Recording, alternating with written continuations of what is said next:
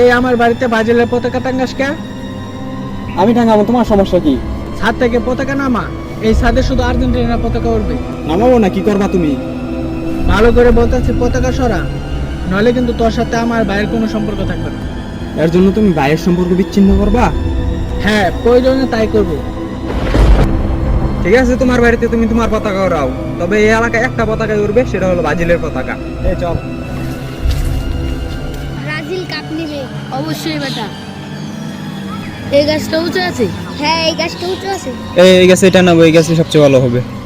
সমাজের কি যে একটা অবস্থা, খেলার জন্য ভাই ভাই দ্বন্দ্ব, সম্পর্ক বিচ্ছিন্ন।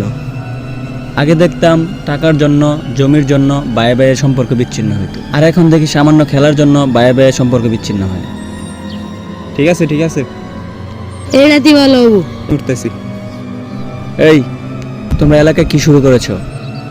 তোমরা যাদেরকে সাপোর্ট করো, তোমাদের কি তাদের সম্পর্কে ধারণা আছে? যারা সরাসরি দাজ্জালকে প্রমোট করে? তোমাদের তো ওই দেশগুলো সম্পর্কেও ধারণা নেই, যে দেশগুলোতে মুসলিমরা অত্যাচারিত।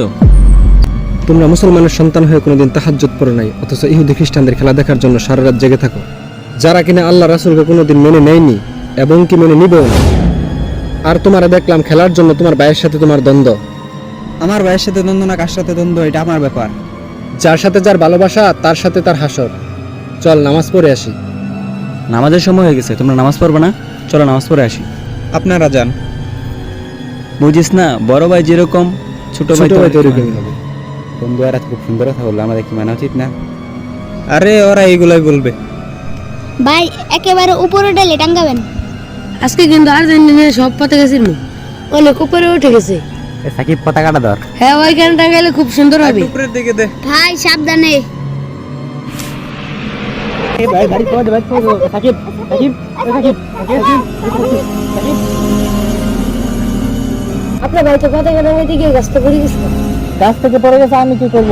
ও আমার ভাই না, ওর সাথে আমার কোনো সম্পর্ক নাই। যা এখান থেকে, গাছের নিচে পড়ে গেছে, গাছের নিচে রেখে দিয়ে আয়।